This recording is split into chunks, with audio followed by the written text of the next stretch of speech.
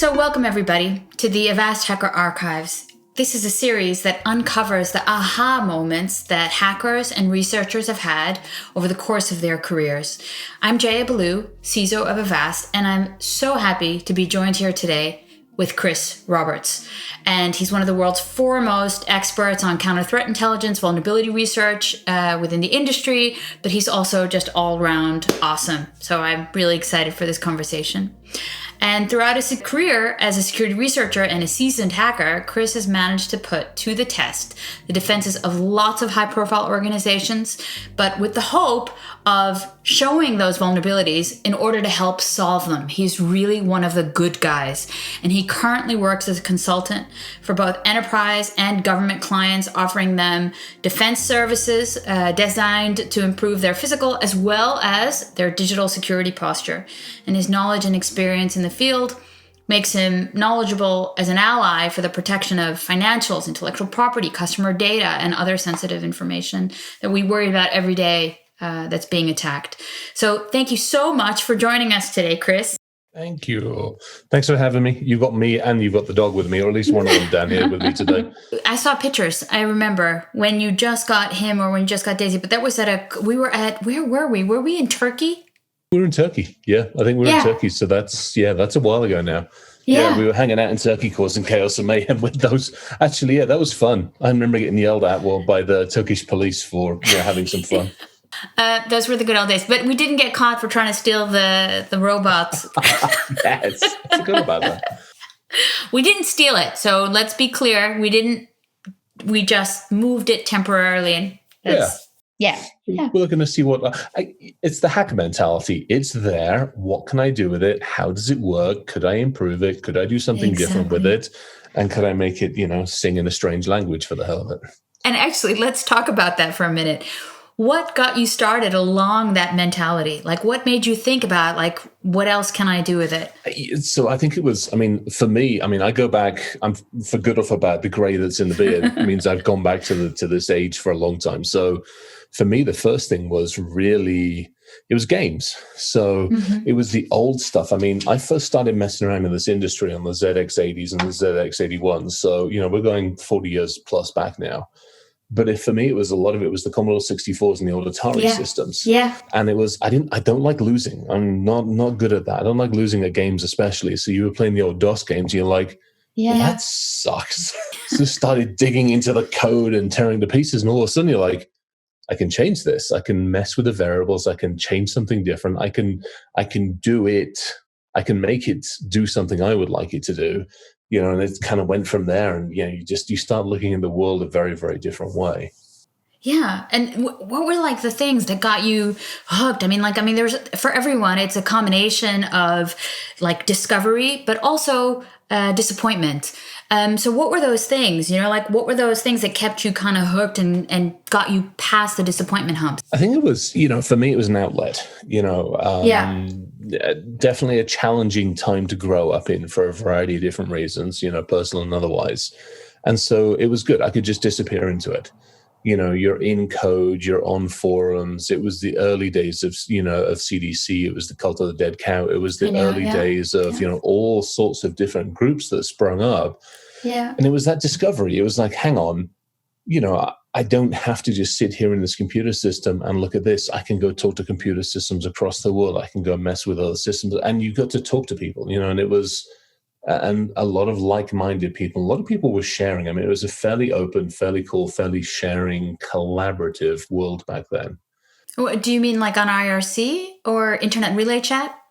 All the old bulletin boards. I remember working many, many years ago when I came out of the military. I ended up working back in 3Com and various other places. And we had ranks and banks of these bloody modem systems. And I remember looking at them going, yeah, I've been here before. And can you tell us, can you share with us what your earliest, oh my God, I can't believe I broke that hackery feeling was that got you? My father had me arrested at 14, 15 years old. Oh, yeah. What'd you do? I broke into a bank in the UK and moved money. He and I did not see eye to eye, and he and my mother split up, and I was, angry teenager basically. And I'd been watching watching some of the early movies, the very one in particular. Yep, I know exactly which one. Yeah, I don't have to actually type in every single number and wait for it to. I can actually do a list. And so, the early looks of war dialing. So I'm doing this and get into the mainframe at the branch I was in, and ended up just moving money from his account and opened up an account in my name and did that. And and police turned up at the doorstep, and my mother was like, "Christopher, they're here for you." So long time ago. Yeah. But not all early hackers get busted. Okay, so that one already has an edge of disappointment kind of in the discovery part. But was there something that you thought, oh damn, like a Homer Simpson duh moment, like why did I do that?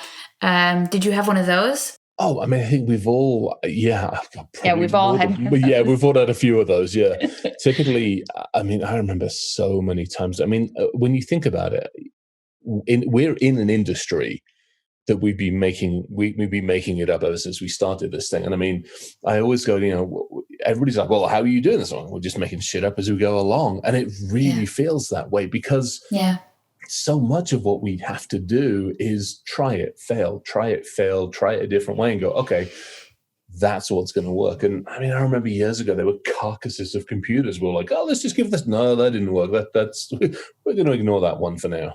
There's just so many. The bulletin boards, I think, were the amazing ones for me. And just, looking and reading and interacting with so many of those. And then going away and trying these things, interrupts on computer systems. I remember writing probably, and it was just before I went in the military. So we would have been 86, 87, 88. That 86, 87, 88 timeframe. I remember writing some of the old viruses.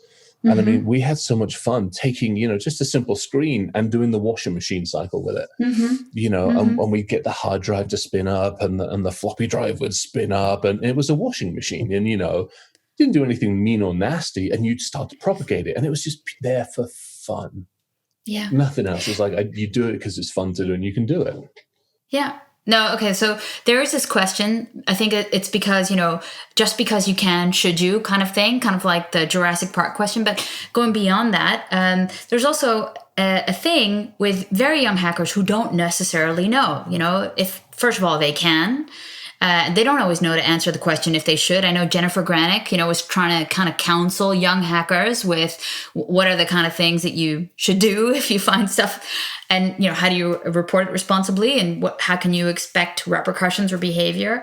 Were there ever failures early in your career that other hackers could point to and learn from in terms of, it doesn't matter if I had this failure because great other hackers have had it too, and I can learn from that and do better? Are there things that you can think of, when you were in your teenage years specifically? Yeah, I mean, you hit the nail on the head, which is there is that balance between just because you can't doesn't mean you should. And also, I think the world has changed a lot. When I got yelled at by the police, the bank was like, we don't want to do anything with this. We don't know what to do about it. There's a kid with a Commodore 64, a modem decoupler, and a bloody Atari got into our system with defaults. Make it go away. Now, this day and age, they're going to throw the book at you. So there is definitely that mentality of just because you can get into something doesn't necessarily mean you should.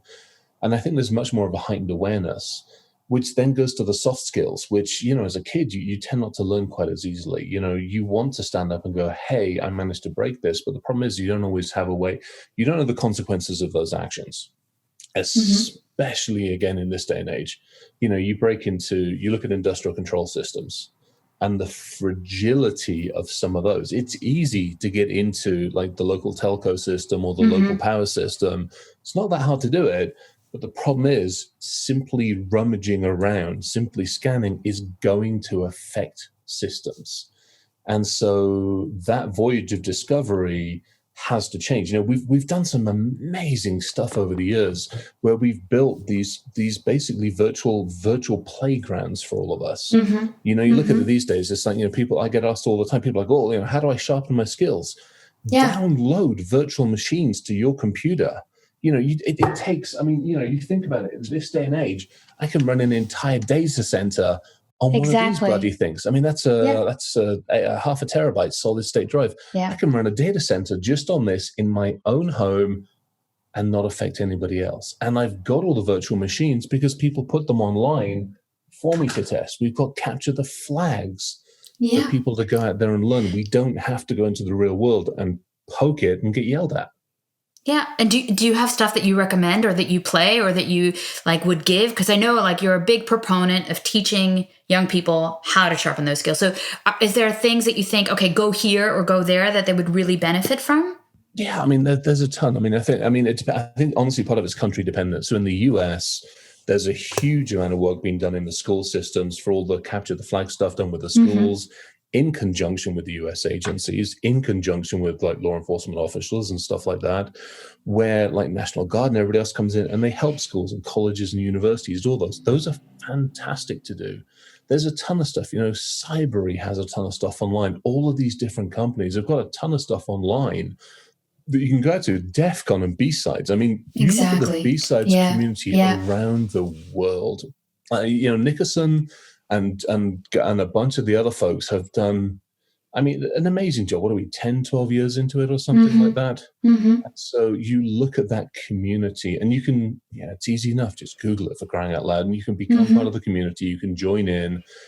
And there's so many outlets these days. And I think the other part of that brings up as well is the soft skills. To your point, as the young hacker, I mean, testosterone-filled lunatic running around the place, we didn't think about how to communicate something effectively. We didn't think about knocking on the door graciously and going, hey, you might have a problem with your system. Exactly. Let me help you understand how to fix it. Those are huge. And that, again, we look at that inside our industry, and those are some of the biggest things that we're missing, unfortunately. And in terms of that, in terms of like what we're missing in the industry, if you would say like, okay, if I could change one thing about, the industry, the way that we are now as is, and there's probably more than one thing. So go loose. But what would that be? Ooh. So I think a couple of things. One, I think the soft skills are huge. The ability to communicate. I mean, we, as in our own industry, have always been fairly good at collaboration. So I think communication is a big part of it. I'd take a lot of the money out of it. I would do whatever the hell I could to take so much of the commercialization out of it. You think about it. So when we first started, it was very much a case of, I'm checking something out because I want to. You find fault with it and you're like, hey, I want somebody to fix it. Or what can I do with it differently? It's perfect example. We were up in Chicago several years ago. Waiting for a train, and I'm like sitting there, I'm looking at this bloody LED screen, and I'm like, ooh, wonder what's behind that. 20 minutes later, I've got the damn thing programmed that every night at a certain time of night, it plays Morse code version of God Save the Queen for like 30 seconds. That's all, and that it's still doing it from what I understood. That's fun, and it also then you can go back to the various people that run the railway systems in the US and go, hey, you've got a problem, and they're like, oh, thank you for telling us. Now, I think that's, to me, we need to take a lot of the money out of it. There's so much, we're not focused on the human anymore. We're not focused on protection. We tend now to spend much more time going, how can I commercialize this? How can I make billions? How can I IPO my company? As opposed to going, you know what? My job's to look after my family, my friends, and everybody around me, and help them understand how to protect themselves more effectively. It's funny you should say that, because this is one of the reasons I joined the company that I currently work for at Avast. I felt like that was their North Star. That is their mission. That's where they started from, and it becomes difficult, I think, for all companies to sustain that model of let's just do the right thing without having any financial remuneration if you need to do it over time. There still needs to be a financial model behind it that allows it to be sustainable. So I think we need to do better to try to figure out how that security incentivization is built through the entire ecosystem and not just a couple of companies that are kind of bolting on security later. To that point, that's perfect. Because again, when you think about it, let's say you come up with the ultimate antivirus program. You're like, hey, got this shit sorted out. I shouldn't have to sit there and go, oh, I can come up with another version of that. And you go out to the market and say, mine's great. And I go out to the market and say, oh, mine's perfect. We need to quit that. we don't need 25 different flavors of endpoint detection, antivirus, and all the other junk. We need one, maybe two, because we need to collaborate more effectively together. And again, as a consumer, if you're not in this industry, not that you walk into anywhere physically now, you go into a virtual store and you look and you go, how the hell do I make a choice? Yes. How do I, as the consumer, actually know what the hell I'm looking for these days? Actually, it brings me up to something that I saw recently from you, and it was on LinkedIn, and you were talking about identity. Oof. Yeah. So could you tell me more about that and what your view is and what your current initiative is? Oh, yeah, there's a whole thing. That's a biggie these days. Yeah, I've done a couple of posts. I'm actually in the middle of writing one for one of the magazines that's one of the pretty big magazines, and it actually deals with freedom. And it deals, again, digital, physical versus digital. And I'm actually going to borrow some words. So Ryan Cloutier, amazing guy. We do the Security Shit Show on Thursday nights together, he and Evan and I. He's got this amazing saying, and it's like, we're analog humans in a digital world. Right. And when it comes to identity, we've been so used to having our identity as something tangible, something that, we have, we hold, we own, whatever. We've also been used to the freedom to be able to express that identity. And when you hit the digital world, that whole thing changes and it shifts. And as humans, we haven't quite figured that out. If I lose my wallet, that's tangible. That's like, gosh, darn it to hell, damn it, whatever you want to say. I've lost my, my couple of credit cards that are in there, my debit card. I've lost, people carry around their social security number, national insurance number. That's all in the wallet, along with a bunch of cash and other junk. Well, in the digital world, when somebody takes your PayPal account, you're like, yeah, no problem, I've got another password. Somebody breaks into your bank account, it's like, I'll get another one in the post. Somebody takes your healthcare data, it's like, it's not a problem. And we don't physically experience that same pain and suffering. It might be more paperwork, or I've got to use a different PIN, but it's a bit of a frog boiling in water. You only notice it when you're dead. Yeah, exactly. And the problem is those two worlds have to some degree been apart. And the further and further we go into this industry, to your point, how we're maturing is the closer and closer those come together. We've seen incidents now where we can definitely attribute, unfortunately, pain, suffering, and death to the fact that we haven't done our job properly in the industry, which is a big difference from, 10 years ago when it's like, it's broken now, just reboot it. It doesn't work with humans. And so what do you propose to do? How do you think, you have a new initiative that you're working on. So what do you guys think should be the way to go to do identity right? So I think there's a couple of different things. One, it's there's education. Education's a huge part of it. And it is trying, it's hanging out with Gabrielle and the wiser folks and all those kind of people. Education is trying to help the physical human, understand what the consequences are in the digital world in a way that makes sense to them. So that's one part of it. Second part of it is, how can we actually help people take back more control of it? So, look at the stuff we're doing with EtherPass. It is giving people the control back. It's handing it back. But it's handing it to them in a way that makes sense. It's not, you look at the mess that we have with passwords and identity management and identity containers. And everybody's got a list this long, more Post-it notes than they know what the hell to do with. And let's face it, I'm sitting, there's 4 or 5 of us that run out of Germany, and we're sitting on, I think we're just shy of like 21 or 22 billion user IDs and password combinations that we have in the database. Yeah. And you sit there, it's like, we've got the entire planet's user IDs and passwords 3 times over. Yeah. So, all of these damn stuff, we've got to give the identity back to the human and help them manage it, look after a container, but do it in a way that, in the US, everybody's paranoid about, having an identity card and all this stuff. And we've got to try to help people get over that, which also means we need to move it away from certain types of central control. Yeah. So decentralized, user-centric, fully free in terms of digital freedom. So the freedom to aggregate and move as you see fit, but still working with all the relying parties who want to use that identity for strong authentication. Yeah, basically. And again, that's the whole fun. We've been kicking this around I've been hanging out with EtherPass guys for like 2 years now. And it's behind the scenes, there's some fantastic folks in there, and I get brought in to throw rocks at it, get up on whiteboards and stuff like that. But that's the logic. It's give the control back to the human and let them deal with it without complicating the living. I know it needs to be such that my mother can use it. It's as simple as that. It should be for your mother. It should also be for your son or daughter. It should be for everybody. Yeah, no, fully agree. And like, there are folks that try to make a jab at this. Maybe we could also talk about them for a second. So we do have like Apple with the iPhone using an authentication mechanism and a biometric verification there. And then there's like Google, log in with Google. And then there's Facebook, log in with Facebook. So why? No, because it's a beauty contest. It's a Why would people do that? Oy vey. Dude, these are the people that are wanting quantum blockchains, all right? So let's kind of rate those, or you do your thing. What would you say? Like, what would you say to a Facebook universal ID? Oh, I would scare the living snot out of me. Because again, it's Facebook Universal ID. Let's face it. If nothing else, Facebook has huge coverage. I mean, no two ways about it.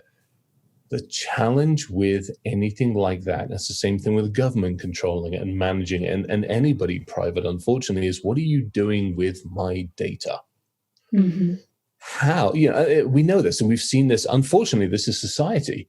This is what's really scaring the hell out of us. This is why, unfortunately, in the US is in such a bloody mess as it is at the moment. Because I have Facebook accounts. I actually don't have a single one in my name, but I have a bunch of Facebook accounts. I go into Facebook and I start searching for purple sky. So I look for purple sky and I get some nice pictures, and then all of a sudden I start seeing adverts for, stargazing at night and stargazing during the afternoon. I search for more purple sky. Then I find little groups that tell me all about how sky is purple. Then I find the conspiracy group that the reason the sky is purple is because the earth is hollow and there's little aliens inside making it purple. And I'm tunneled into this belief system. 6 months later, I'm a window-licking lunatic who is basically sitting there with tinfoil on my head because I believe the sky's purple because we've got alien lizards floating around the damn place, making it so with chemtrails, for crying out loud. That's us today. That's Facebook. That's all of those others, Parler and all of those other types of things. They take the idea and they just narrow it down rather than giving you the internet's massive. We're doubling its capacity and doubling its volume of data like every year or two these days. So start doing this to it and actually start looking at these things. And so that's my problem with the Facebook having it, because not only is it going to sell me more purple sky stuff, it's going to send me more things and add more purple friends. And it does nothing more than profile me and then keeps me in that swim lane. The antithesis of what a hacker is when you think about it. And would you feel that strongly about Google? So would you get the same recommendations over YouTube, over QAnon and the dog is secret? Perfect example. So I like my American football. Some of it. It's like rugby with shoulder pads, let's be honest. Right. Big shoulder pads, and they stop every 5 seconds. Seriously. Yard lines, yeah. No shit, nut up and get on with it for 45 minutes, you bunch of wimps. Anyway, before I get beaten up by a whole bunch of people on American football. So perfect example. I'm sitting there, I've got the fairly decent sized big screen upstairs. I've got a YouTube account that we obviously use for shit show and stuff. But upstairs, I haven't logged into the thing. So every now and again, I use it to go look at like Top Gear and old like Chris Harris stuff with cars. So when I turn it on, there's like cars and there's this. I went American footballing. I was actually looking for the Green Bay Packers playoff. I'm like, I'll watch the 15-minute review, the 15-minute like highlights of the games and stuff like that. So I'm sitting there and I'm watching it. I go back into it yesterday. There's American football, American this, and then apparently because I like American football, it must mean I like these 6 other categories that have never, ever appeared before. And I'm like, I'm going to click on some of them. So I clicked on a couple of them, and I'm like, oh, this is interesting. And like one of them is like women firing machine guns. I'm like, so hang on, if I like American football, for somehow, don't even go there. It's, yeah.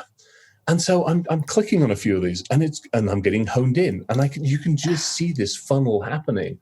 Google does it. Google, we've done it on a couple of the shows before. You got myself here, a couple of guys in Europe, and a couple of guys everywhere else, and we're all sitting there and we're Googling the same thing, And it's amazing how we all get given different things on a silver platter. Yeah. So again, there's no common interface. And that's dangerous. That's really dangerous in today's society, unfortunately. It's going to be interesting how we connect these concepts of we want personalization on the one hand, we want personalized content tailored met to deliver our specific needs, also in terms of accessibility.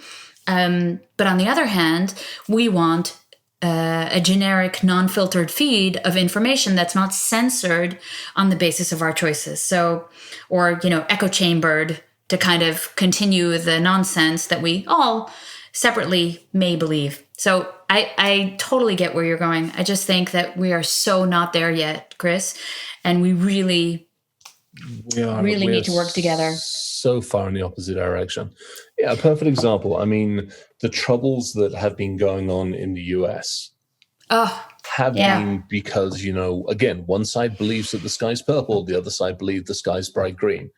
Great. Love you guys for doing that. Let's actually work this one out, shall we?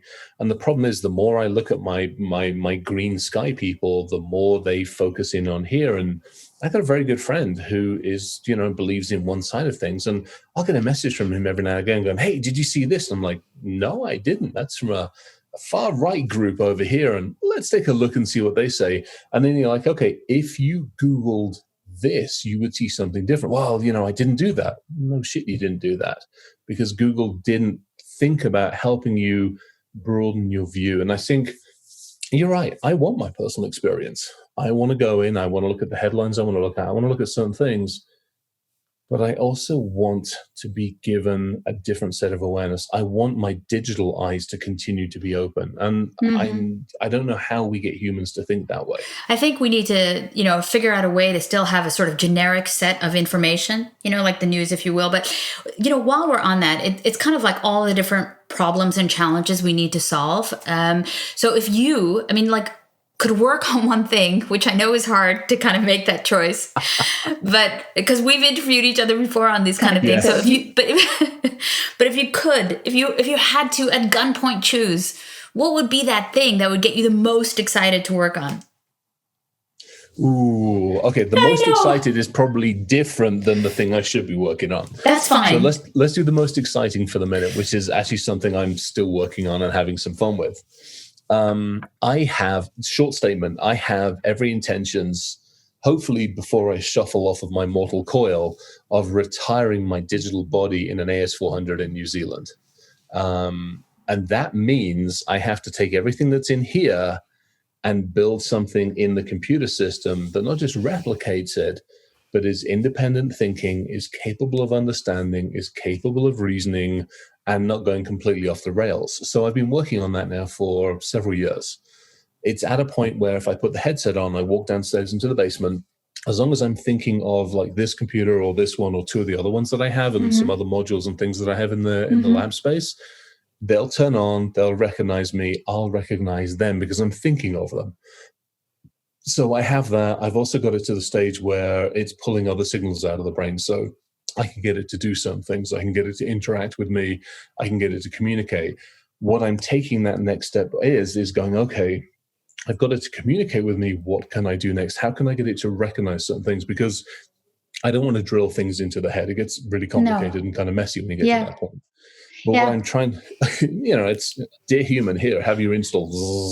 Well, there is a guy that did that. Listen, I got to tell you the story. So, I'm on the faculty of Singularity University, and there's a guy that wanted to basically always know where true north is. So he basically built in, or is it true north or magnetic north? Maybe I'm confusing it, but he built in a sensor.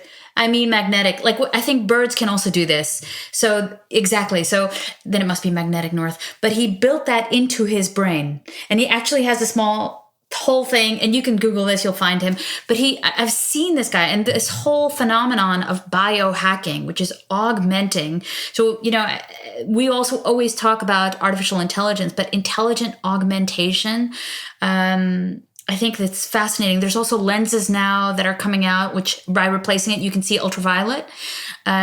So I'm with you. I think it was too many episodes of The Bionic Man in the 1980s, but. So if you think about it, there are a couple of different ways of looking into this. We've really got three streams. to your point, we've got the bioengineering, the drilling in, the putting stuff in, the embedded stuff in here, or RFID. Too much hassle. Can't be bothered with that. I don't need body mods that way. Not just yet. It's permanent as well. So yeah. Exactly. What I want is this thing up here is actually pretty cool. Actually, it's not just thing. It's all the sensory systems that we have. Let's be perfectly honest. And so what I want to do is capture all of that and bring that into its own entity. I don't want to build a collective of this, because this goes back to the Borg. It's kind of cool in principle, but it isn't going to work in reality. I want individuals, and I want to retain this as an individual entity and be able to use it purely in the digital world. That's kind of basically what I'm building. So what I now have, perfect example, is my cup of tea and my biscuits. This system here in front of me, when I've got the headset on, is learning how my biorhythms work, how my brain works, and when I'm thinking subconsciously about wanting to take a drink or get a cup of tea, it'll actually record it on one of the other systems to go, brain spike on cup of tea. What I then do is I'll go back after I made a cup of tea. I'll look back and go, you were right before I actually thought about it. So I'm building that subconscious system that actually recognizing patterns, and it also recognizes other things that I'm working on. So it's basically a recognition architecture. And then from that, I'm going to build it up a bit. I'm just going to mess with it. But it's really interesting. I mean, it's a start of something that could eventually be a sort of personal or personification. Yeah, of pretty much. Yeah. Oh, very cool. It actually reminds me. Yeah. And I wanted to go off and do its own thing. And here's the logic. If I do body modifications, I'm still in this body. This body has a finite lifespan. This body's lifespan is, in my particular case, if I last beyond 75, I'll be surprised. If we lower the whiskey content, it could go longer. No, it could. Whiskey content more is better, because it pickles. It pickles everything on the inside. Yeah, exactly. That, and I've got to eat more like general American food that has all the preservatives in it. If I do both of those and throw in a bit of GMO as well, just to make sure it all blends well. No, that ain't happening. But that's the thing. That is, we're constrained. It's still a physical body. I drop myself into a digital form in such a way, then I can transfer myself anywhere, instantaneous, and I can also off-world, anywhere, instantaneous.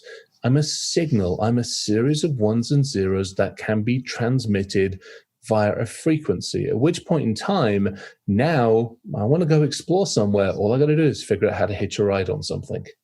I'm a frequency. I love it. It's the ultimate hack. Exactly. So. These are amazing things we can do. And if you think about this from a hacking perspective as well, because this is actually just pure raw innovation. But if I could give you the same constraint, put a gun to your head and ask you, okay, it's kind of like, no, it's not really a swordfish moment, which I hate that film. But if you had to do that, what would you hack? If you could choose, obviously. Okay. All right. I got two options for you. Option number one, which is I've actually been banned. I actually have the cease and desist letter from the very people that own that particular thing. I would hack Voyager. Ugh. I would hack Voyager to send back a message. I mean, they're communicating with it now, but I'd hack Voyager to send back, an ET style message. Voyager will get. I just want Voyager to discover something and send a message back. That would be number something one. Yeah. You're invited to. Yeah, exactly. Dear human. Yeah, exactly. Something like that.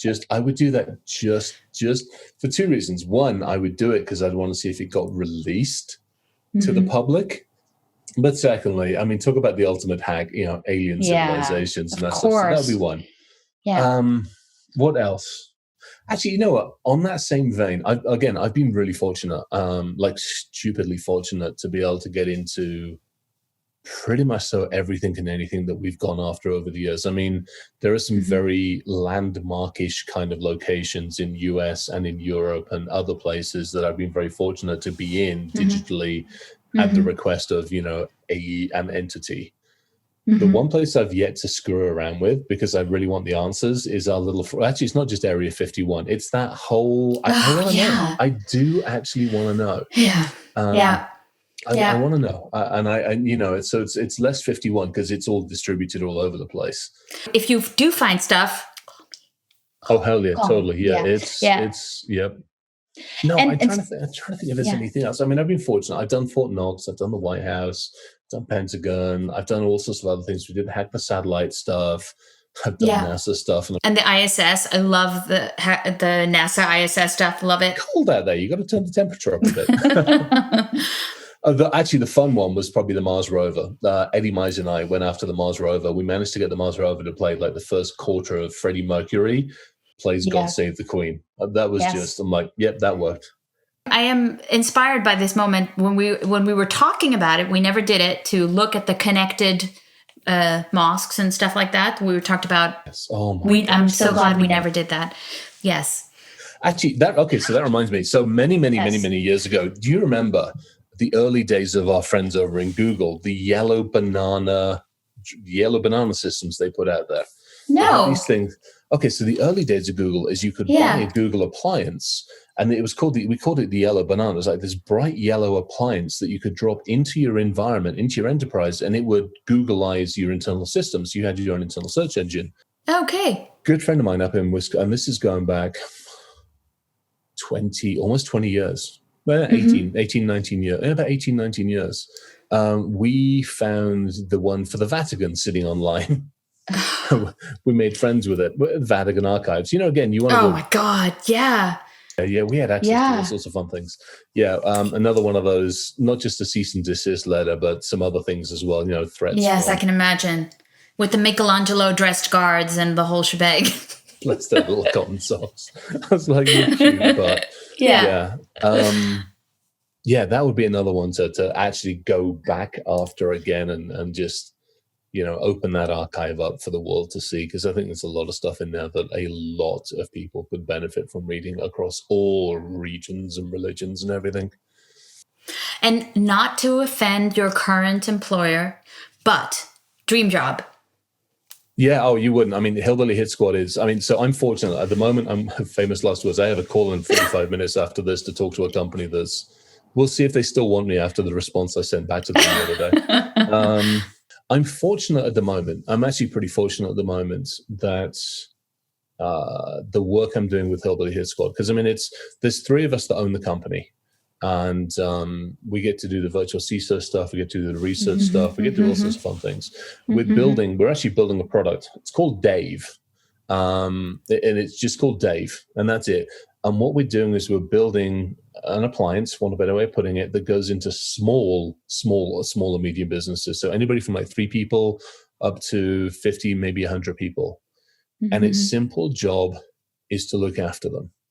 Its simple job is to help them understand what they've got, help them understand what they're missing, and give them something easy, simple, relatively idiot-proof in the nicest way I can put it, in our world, and make it understandable for, the mechanic or the physician or somebody else, and help them understand exactly what is going on in the digital world. And so you want to talk about dream jobs. I think that's part of it, the ability to actually build something that hopefully can help really the forgotten. Because nobody cares. Nobody cares. Nobody cares about the small companies. They don't. If it's not a big whale, you do. Yeah.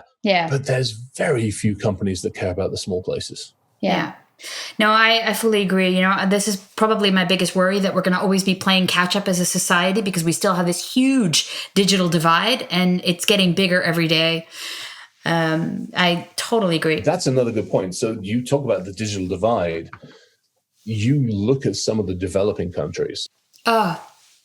That's massive. There was already a ridiculous gap, and it's just gotten stupid.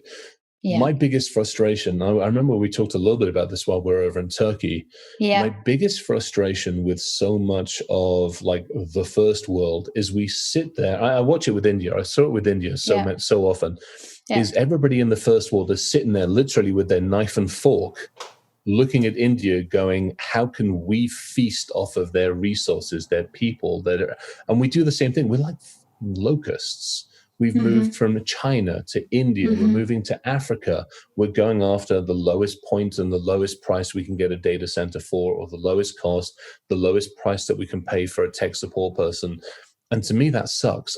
What I really would love to see our technology do is walk into those countries and go, hey, you know what, we kind of want to use your power, but at the same time, we're going to bring you this, and we're going to do this, and we're going to build everything up and hope for you. We don't do that. That's, again, we take and we don't give back. Yeah, but I think we really need to look for those solutions that are less rapacious and more about including everyone and that diversity thing that's always on the table. We're never going to get it as long as we're rapacious about it.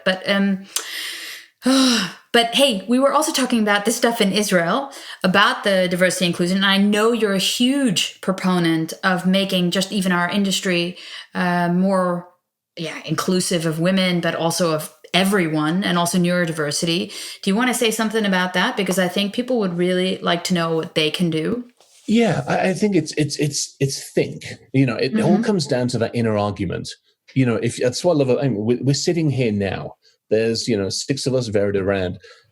There's only 2 of us that are like the white guys, and I'm like, yes, that's and it's listening to that inner voice.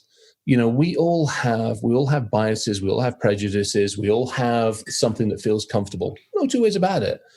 But it's that inner voice that starts arguing, and it's listening to that, and it's arguing with that inner voice, and it's making a conscious decision to go, am I in, you said it earlier, am I in my bubble? Am I listening to the same color, the same voices, the same number of limbs, has the same age, the same sex, the same orientation?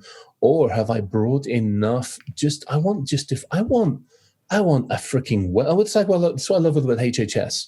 Jesse works for a regional transportation company. I mean, he's done that. He's a mechanic, and he knows so much about everything from like hit and miss engines from the 1800s to when we did break into all sorts of transportation systems. He knows all of those.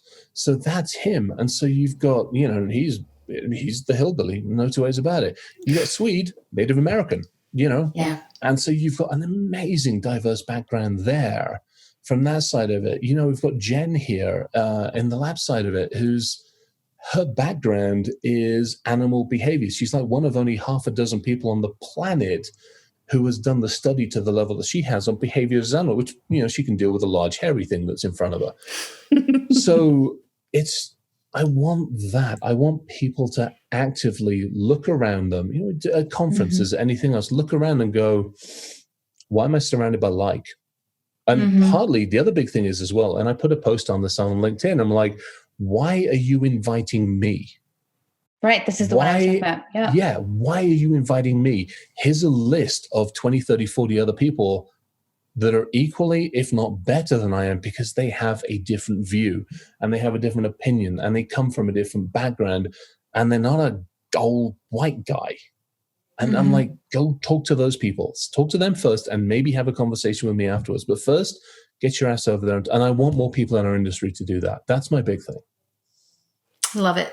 Love it. I realize we're almost out of time. I just want to say huge love. Bring me with you on your next hack. I mean, just so much fun. Well, I would love, oh, that'd be fun.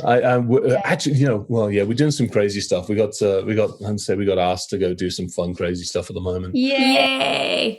All right, but we could talk forever. I won't keep you forever, but just huge thanks, and we'll hear more about your adventures whenever you've got time. Totally. Thank you for having me.